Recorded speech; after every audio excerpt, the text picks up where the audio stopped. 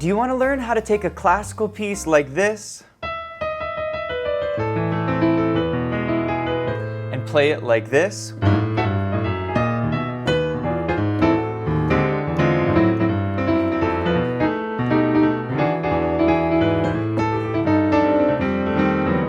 Well, if you said yes, then in today's lesson, I'm going to teach you my 4-step process that I like to use to take almost any classical tune and jazz it up. So let's go ahead and dive in. All right, we're going to be using the classic tune Für Elise to demonstrate how to take classical tunes and jazz them up. Okay, so if you don't know Für Elise, here's how it goes.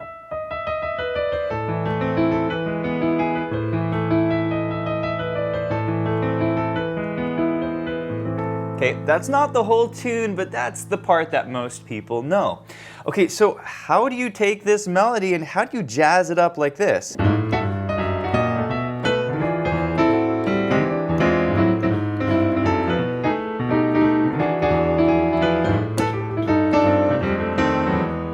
Well, the secret is a 4-step process, and so that's what I'm going to teach you next. But before I show you the steps, if you're enjoying this video, please hit the like button and subscribe to the channel for more videos just like this. All right, step number 1 to making almost any classical tune sound jazzy is to swing your melody. And for this particular tune, Für Elise, it's actually written in a 3/4 time signature, which you actually need to change if you want to swing it. Okay, so most swing music is written in a 4/4 time signature, meaning there's 4 beats per measure. Okay, so 1, 2, 3, 4, 1, 2. So how do we take 1, 2, 3, 1 and turn it into a 4/4 feel? Well, you can do it like this: 3, 4, 1.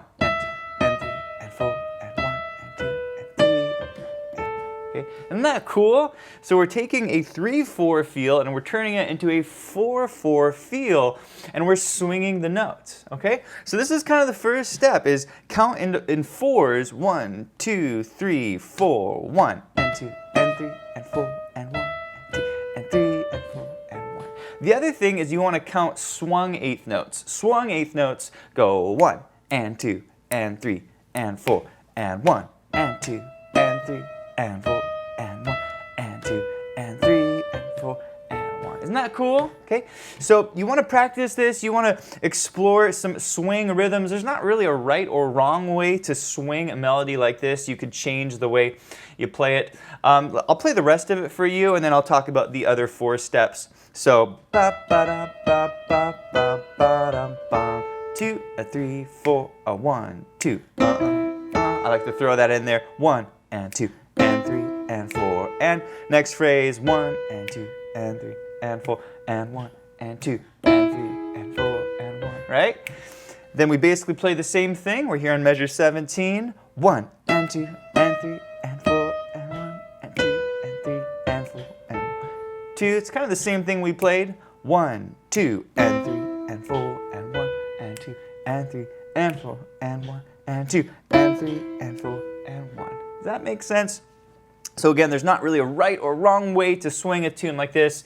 Just have fun with it and make sure you're counting 1 and 2 and 3 and 4. That's basically called swinging your melody. All right, step number 2 is to add some jazz chords, or chords that we use a lot in jazz.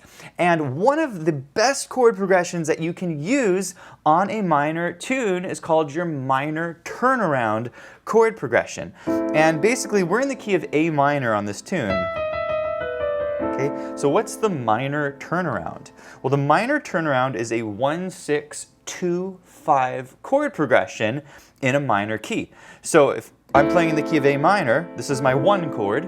My 6 chord is built on the 6th note, 1, 2, 3, 4, 5, 6 of the melodic minor scale, okay? So we play an F sharp minor chord, just like this, okay? It's really simple. It's called the 6th chord in a minor tune. Then we're gonna play the 2 chord in the key of A minor. That's gonna be what's called a B diminished chord, okay? They're actually easier to play than they sound. If you don't know all of your chords, don't worry. It will make sense over time. And then the last chord is our 5 chord in the key of A minor. It's our E chord. okay? So 1, 6, okay? And then 2, 5, okay? But jazz musicians, they add an additional note to these chords. They make them what we call seventh chords. And a seventh chord is just when we take a normal 3-note chord like this and we add an additional note by skipping a third interval, and we call this an A minor 7 chord, okay? So now we're gonna take these 4 chords and we're gonna add an additional note to them, a 4th note, making them 7th chords, okay? So our F sharp, now we're gonna add an E to it. And then our B, we're gonna make this a B minor 7 chord, okay? With a flat 5 or half diminished, but again, don't worry too much about the names of these chords. And then the last chord is an E7 chord like this, okay? And now check this out. Instead of just playing, you know, our normal chords on Für Elise, we're gonna have these kind of cooler sounding chords.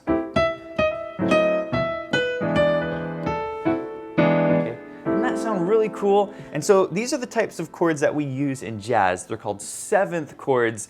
And so you want to use chords like this in a classical tune to make it sound a little bit more jazzy. So I want to just review the 7th chords that I like to use in this particular tune.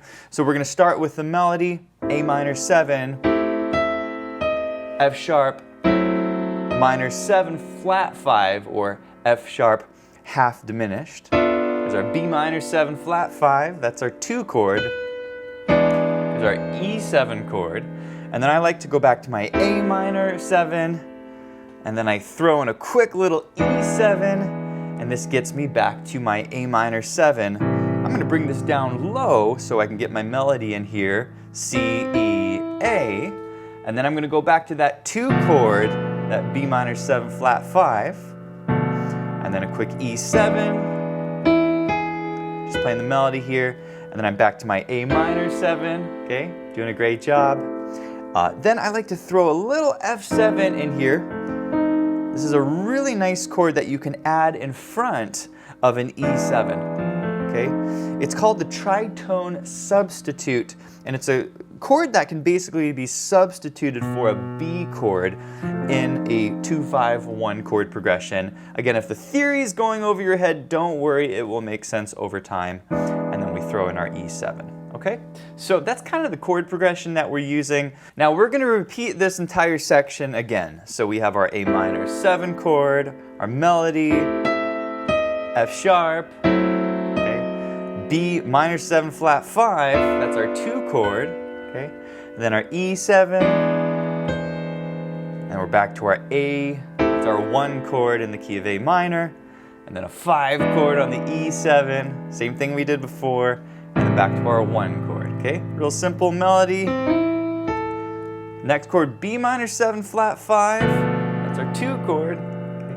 This will be twice, and then we've got our 5 chord, the E7, okay? See that? And then we finally end on our A minor 7, just like that, okay? Super simple. Now I wanted to mention that the lesson sheet music you're seeing up here on the top left of the screen is downloadable and printable over at pianowithjohnny.com. You can also change the key of this entire lesson with the click of one button with our smart sheet music, so I'll put a link to all of that below. All right, so let's move on to step number 3. And so basically so far we swung our melody, we added some more interesting chords using the minor turnaround chord progression. What's the next step? Well, if I want to do something in a jazz style, or if I want to play something in a swing style, I like to turn my left hand into chord shells. And here's what chord shells sound like.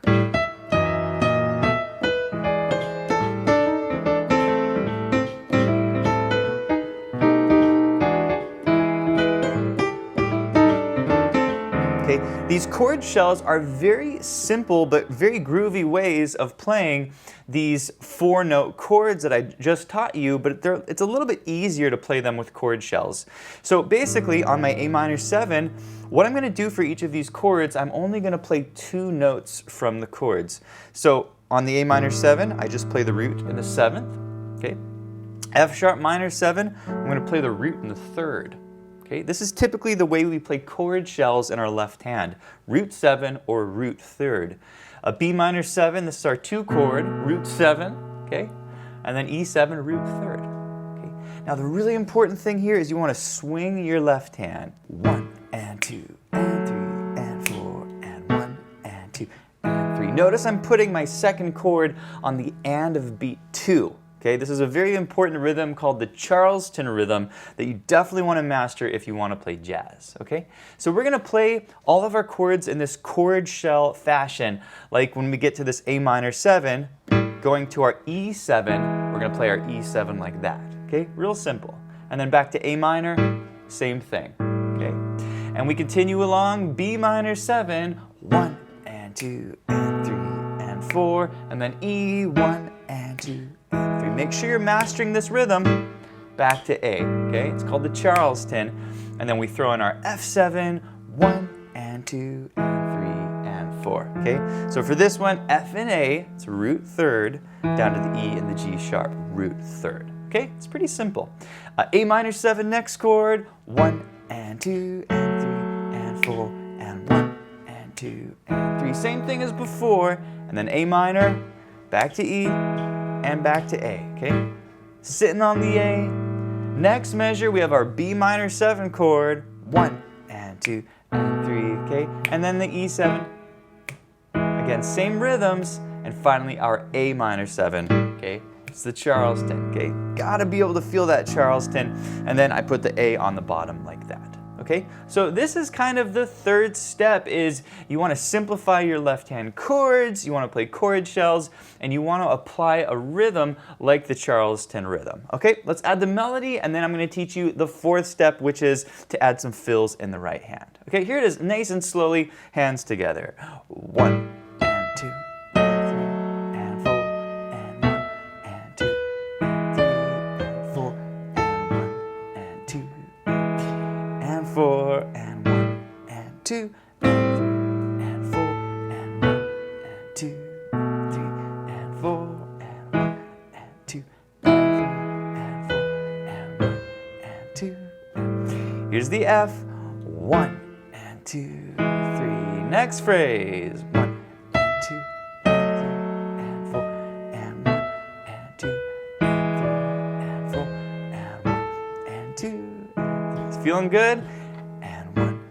2 and 3 and 4 and 1 and 2 and 3 and 4 and 1 and 2 and 3 and 4 and 1 and 2 and 3 and 4 and A on the bottom. All right, before I teach you step number 4, if you're enjoying this lesson and you want to do a deep dive on this topic, check out our 7th chord courses in our Piano Foundations learning track over at pianowithjohnny.com. I also recommend that you check out our Chord Shells course where you'll learn how to use chord shells like this in your jazz piano arrangements. All right, let's move on to step number 4, and this is the most fun step. I love to use fills in my arrangement, and when you add fills, it'll sound like this.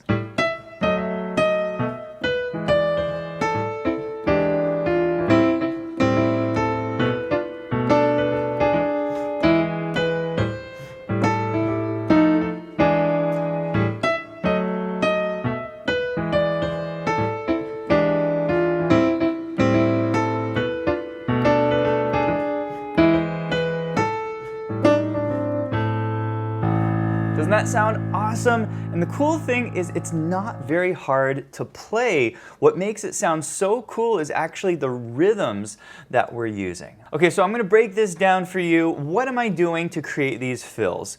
Well, basically, whenever I get to the end of a phrase, I'm going to fill in my right hand. Okay, so what am I doing here? Well, when I get to this A minor chord at the end of the phrase, da da da da da da da da da, right here, 1 and 2 and 3 and 4 and 1. Basically, I'm just popping the chord tones underneath my melody. So when I land on this A for my A minor chord, I'm going to go 1 and 2, and I'm just playing C and E. This basically comes from my A minor chord, okay? So 1 and 2 and 3, and then this is a really cool E7 chord, okay? I'm playing the D here, but I'm adding a G, okay? What the heck is this G? Why does it sound so cool? Well, this is called an altered note, or a chord alteration. This is a note that you can add to a dominant 7 chord to make it sound really cool and jazzy, okay? By the way, you can learn more about chord alterations in our chord alterations course if you want to learn all of the ones that I like to use, okay? So we've got the A with the chord pop. 1 pop, very cool E7 chord, melody, just kind of filling in with the melody here, and then I go ba-da, okay? Just playing an A minor 7, and I'm popping it twice, okay? Does that make sense? And so this is how we're going to fill in the arrangement. Anytime there's a gap in the melody, we're going to use these fills. So look at the next phrase. Ba-dum-dum-bum. There's a little gap there. Ba-da-bum-bum. Kind of holding the melody. So we're going to fill 1 and 2. I'm putting the D and the F in the middle. These are just chord tones from our B minor 7 flat 5 chord. So 1 and 2 and then 3 and 4. I'm just playing a little melody here. 3 and 4 and then we're anticipating an E chord. Then we've got our melody. Ba-dum-dum. Back to our A minor. 1, 2, 3. Okay, same thing that we did before. Landing on our melody note, creating a little counter melody. Ba-ba-bum, right? Just kind of outlining the notes of A minor. And then ba-da-bum. This is that F7 that I taught you earlier, just using some chord tones. And then our E7. Okay, it's really simple. Okay, then we repeat all of this again. 1 and 2 and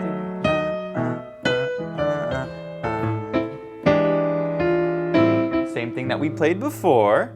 And by the way, I'm going to go over the rhythm here in just a minute. I just want to make sure you know the fills that I'm using. Then we continue our melody. B minor. 1 and 2 and 3. Same thing we played before. B minor 7. There's our chord pop in the middle. And then ba-da-da. It's a little counter melody. And then our E7, real simple. And then we end our melody of Für Elise. We're gonna land here, and then I do a little blues fill. Okay, just using the A blues scale, a little slide up to the E flat from the D, and then D, C, A. Okay, that's it. Now, those are the notes, and the notes are not actually that hard to play, but what is a little bit challenging to play is the rhythm. And the rhythm is what makes it actually sound really cool. So I'm going to play the swing rhythm with the hands together at a really slow tempo so you can hear exactly what it should sound like. Okay, here it is. 3 and 4 and 1.